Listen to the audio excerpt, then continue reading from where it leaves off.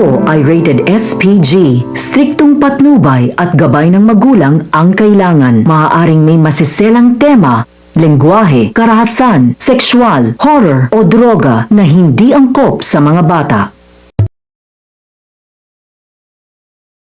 Nakiusap si Giselle kay Lander Soler para maibalik sa kanila ang Apex.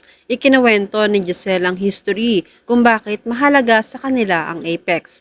Hindi lang ito tungkol sa business, naging parte na ito ng buhay ni Obeng. Noon kasi, tutol ang tatay nila na maging doktor si Obeng.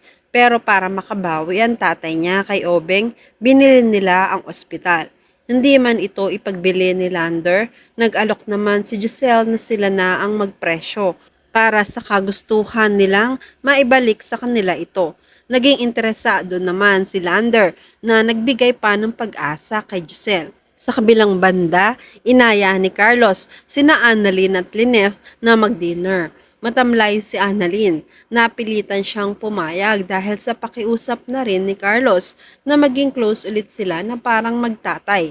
Kahit busy si Annalyn, si Carlos na ang bahala. Bumalik na lang si Annalyn sa duty niya pagkatapos ng kanilang dinner.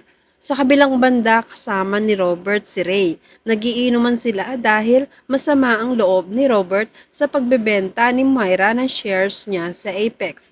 Ayaw niyang pumayag na mapunta lahat kay Myra ang napagbilhan ng ospital para sa mga anak niya ang Apex at ito ang ipapamana niya sa kanila.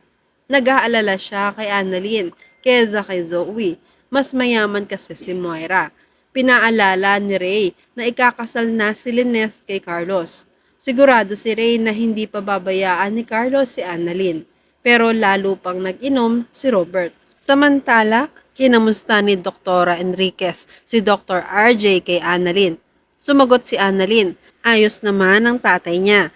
Maigi naman, sabi ni Dr. Enriquez. Hindi dinamdam ni Doc RJ ang pagbebenta ng Apex.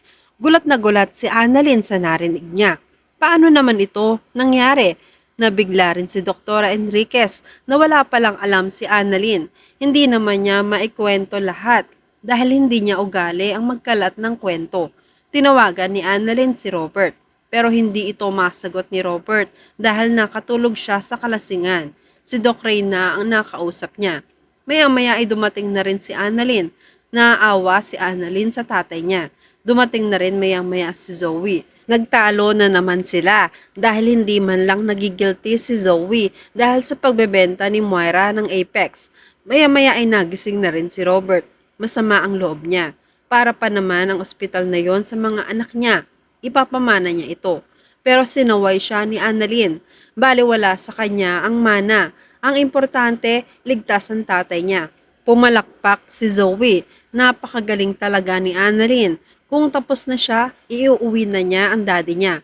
Pero gusto ni Robert na maihatid muna si Annalyn. Inako na ni Ray ang paghahatid kay Annalyn. Bago maghiwalay sina Robert at Annalyn, ay niyakap muna niya ang anak at humingi siya ng pasensya.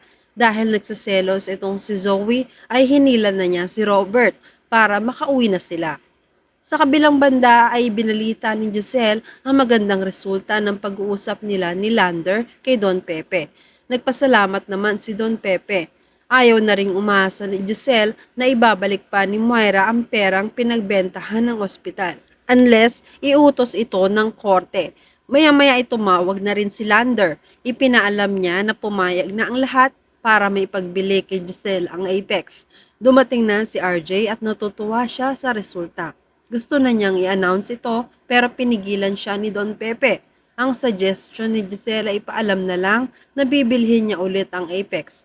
Nabanggit ni Robert na itutuloy niya ang kaso kay Myra pero pinigilan siya ni Don Pepe at Giselle. Huwag na muna dahil gaganti ng kaso si Myra. Saka na lang nila isipin ito. Kailangan nilang makuha muna ang Apex. Samantala, makikipag-ayos si Annalyn sana kay Carlos dahil hindi siya nakapunta sa dinner nila. Malaki ang tampo ni Carlos. Alam niya agad na ayaw ni Annalyn sa kanya. Pero nagpaliwanag si Annalyn. Ayaw pa rin niyang intindihin. Kung gusto ni Annalyn ng tatay, doon na siya sa tatay ni Annalyn na chick boy at chinito.